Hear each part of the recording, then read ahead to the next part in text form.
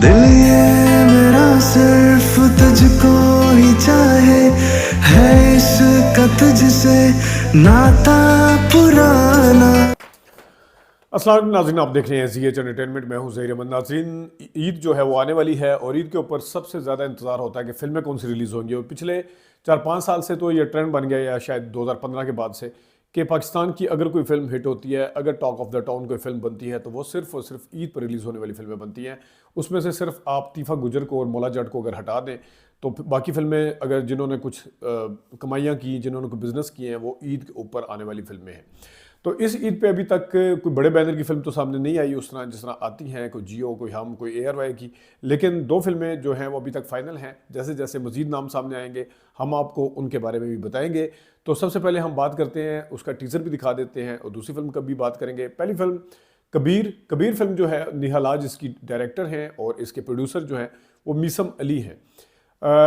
आपको पोस्टर नज़र आ रहा होगा इसका, और इस हवाले से हम आपको बताते चलें कि जनाब इसकी कास्ट में शामिल हैं अदनान शाह टीपू और सखावत नाज अब्बास, मीसम अली ख़ुद भी हैं, अब्बास अशरफ हैं, और इसके अलावा वहाज हैं, ओन अली हैं, सुकैना खान हैं इसमें। तो जहांगीर खान इसमें अहम रोल अदा करते हुए नज़र आ रहे हैं। तो अगर हम इसकी थोड़ा टीज़र जो सामने आया उसकी बात करें, तो थोड़ा सा हम आपको दिखाते हैं कि शुरू में जो टीज़र है वो कुछ शॉट्स हैं, उसके कुछ शॉट्स आप देखिएगा ज़रा।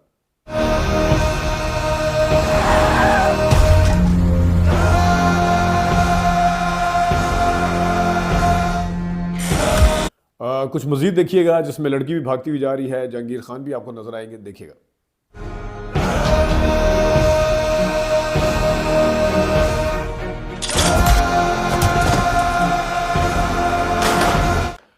तो जनाब उसके बाद आपको एक आवाज़ सुनाई देती है, वो अदनान शाह टीपू की आवाज़ है। ये ज़मीन लाल रंग लिखेगी, हर कहानी होगी बदनी, और वो कहानी हर बूंद होगा, और वो कहानी अधूरी होगी जिसमें कबीर ना हो।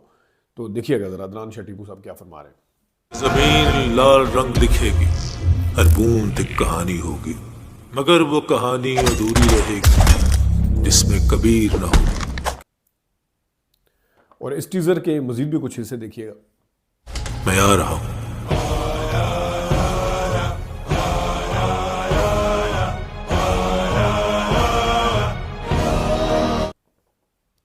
नाज़रीन, आपने टीज़र देखा कबीर का, और कबीर का टाइटल अब अदनान शाह टीपू कर रहे हैं। कौन कर रहे हैं ये तो अभी सस्पेंस है, लेकिन आवाज़ यकीनन उसमें जो बता रहे हैं वो अदनान शाह टीपू की है। फ़िल्म जो है वो सस्पेंस वाली और एक्शन वाली, लड़ाई मार कुटाई वाली मिक्स लग रही है। और इस फिल्म के हवाले से जो है मज़ीद जब इसका ट्रेलर आएगा इसके ऊपर भी बात करेंगे। लेकिन कबीर फिल्म देखते हैं कि क्या करती है ईद पे आगे।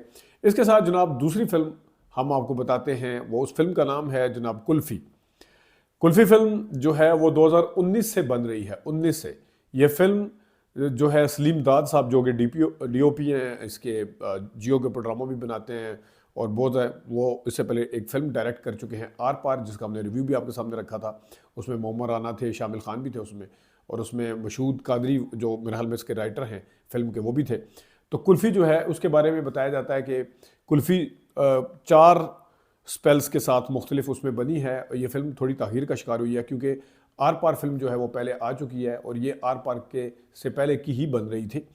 इस फिल्म की कास्ट के हवाले से अगर आप बात करें, इसमें बताते हैं आपको गाने कितने और किस जगह शूट हो रही है। लेकिन इसकी कास्ट में अगर बात करें कास्ट के हवाले से, तो इसमें जावेद शेख हैं, शहरोज़ सब्ज़वारी हैं, और उसके साथ सईदा इम्तियाज़ हैं, मरियम अंसारी हैं, मोहम्मद राना इसमें बड़ा अहम रोल प्ले कर रहे हैं, वो भी हैं इसमें, और भी शामिल खान भी हैं इसमें। तो देखते हैं कि इस फिल्म के हवाले से क्या होगा। इस फिल्म के डायरेक्टर का मानना और कहना है कि जनाब ये फ़िल्म हमने जो है वो शूट की है कराची में, जहाँ पे नाज़िमाबाद, नॉर्थ नाज़िमाबाद और क्लिफ्टन में, उसके साथ साथ रावलपिंडी और इस्लामाबाद में भी ये फ़िल्म शूट हुई है। 2 गाने हैं इसके जो कि बकौल डायरेक्टर के उन्होंने बैरून मुल्क शूट किए हैं। देखते हैं कि उसके हवाले से क्या होगा। और मोहम्मद राना साहब के हवाले से कहा जाता है कि इस फिल्म में वो पुलिस वाले का किरदार अदा कर रहे हैं।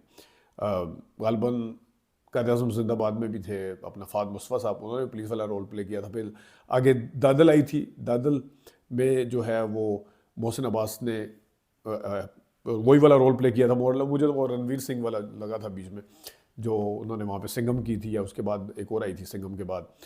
तो सलीम दाद की जो पहली फिल्म थी इससे आर पार, वो कोई इतनी अच्छी नहीं थी। उस फिल्म के साथ सबसे ज़्यादा मसला जो था उसमें कुछ लोगों की ओवर एक्टिंग थी, वो हमने रिव्यू दिया था, आप देख सकते हैं, वो कहीं पड़ा होगा। और उस ओवर एक्टिंग के साथ साथ जनाब उसके अंदर मशहूद कादरी साहब जो उसके राइटर हैं, उन्होंने आगे फिल्म को सही तबाह किया था, जो रही सही कसर थी। अब वो जो पहले वाली फिल्म है मीसम अली, वो खुद प्रोड्यूसर हैं। अब वो मीसम अली साहब, अब जब बंदा खुद पैसा लगाता है वो भूल जाता है कि जनाब साहब कि मेरे अंदर टैलेंट है, मैं एक्टिंग कर सकता हूँ, स्क्रीन में कैमरे के सामने मैं आ सकता हूँ, ये नहीं आ सकता। लेकिन बहरहाल पैसा क्योंकि लगाना होता है तो पैसे वाले की सारे मानते हैं, वो रख लेते हैं। अक्सर ये बड़े पुराने ही बातें हैं जनाब, जिसमें प्रोड्यूसर ने वो पैसे लगाने के लिए आ जाते थे और उसके बाद दोबारा वो कभी नज़र नहीं आते थे। तो देखते हैं कि ये इन दोनों फिल्मों का क्या होता है। और इसके साथ साथ क्योंकि हर ईद पे तो हम देखते आए हैं कि बड़ी मुकाबला चलता था। आपको याद है एक ईद गुजरी थी जिसमें 5 फिल्में आई थी, उसके साथ एक अंग्रेज़ी फिल्म डॉक्टर कौन सी आ गई थी, वो अंग्रेज, उसके ऊपर रोला पड़ा था यासिर नवाज़ ने, और जो दूसरे थे हंसना मना है कि कौन सी, घबराना नहीं, ये पता नहीं क्या था वो, हाँ घबराना नहीं, वो सब कमर की, और फिर चक्कर थी यासिर नवाज़ की, और 1-2 फिल्में और भी थी।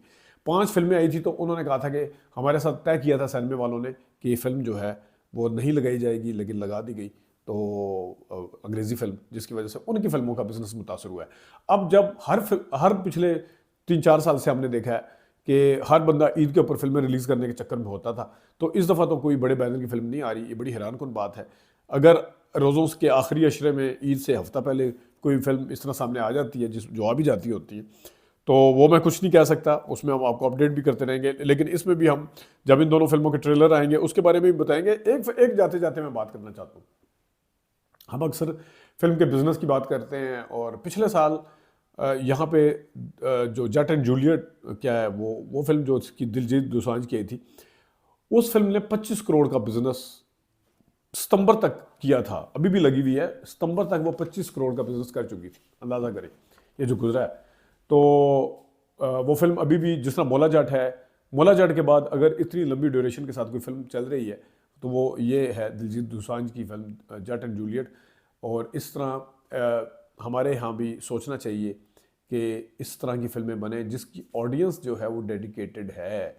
अब उर्दू फिल्मों की ऑडियंस इतनी डेडिकेटेड नहीं रही, जिस तरह वहाँ पे हिंदी फिल्मों की ऑडियंस इतनी डेडिकेटेड नहीं है। यहाँ पे पश्तो फिल्मों की ऑडियंस डेडिकेटेड हो सकती है, यहाँ पे पंजाबी फिल्मों की ऑडियंस जो है डेडिकेटेड हो सकती है। बिल्कुल उसी तरह जिस तरह मलयालम और तेलुगु और कनाडा, जो साउथ इंडियन फिल्में जिस लैंग्वेजेस में बनती हैं, वहाँ की इंडस्ट्री जिस तरह होती है, एक डेडिकेटेड है, और वो उनके हीरो आ जाएं, उनको उनमें से हो सकता है अक्सर को डायलॉग डिलीवरी ना आती हो, अक्सर को अदाकारी का ना पता हो, लेकिन इस टाइम वो बड़े बड़े स्टार बने हुए हैं। तो हमारे यहाँ भी इस चीज़ को यूज़ किया जाना चाहिए। और इंडियन पंजाबी फिल्में कम से कम 2 दर्जन नहीं तो 1.5 दर्जन तो पिछले साल रिलीज़ हुई है यहाँ पे। उसमें से ज़्यादातर में हमारे अदाकार शामिल थे। मरकज़ी अदाकारों को निकाल दिया जाए तो उसमें कहीं आपको नासिर चिनोटी नज़र आएगा, कहीं आपको इफ्तिखार ठाकुर नज़र आएगा, कहीं आपको रूबी अनम नज़र आएगी, कहीं आपको ज़फ़री खान नज़र आएगा, कहीं आपको कोई नज़र आएगा। लेकिन यहाँ पे जनाब सब हम ये काम नहीं कर सकते, पता नहीं क्यों। बनाने वाले चले गए, या नए बनाने वालों को पता नहीं है कि क्या करना है, उन्होंने अपने आप को अपडेट नहीं किया, नए वालों पुराने वालों को इस नए सिनेमे की समझ नहीं है, जो भी है। लेकिन हमारे यहाँ वो वाला काम नहीं हो रहा। हमारे अदाकारों से फ़ायदा उठा के वो फिल्में बना के धड़ धड़ लगा रहे हैं और बिज़नेस करवा रहे हैं। फिल्म के बिज़नेस के ऊपर बात करते रहेंगे। इजाज़त दीजिएगा, अल्लाह हाफ़िज़।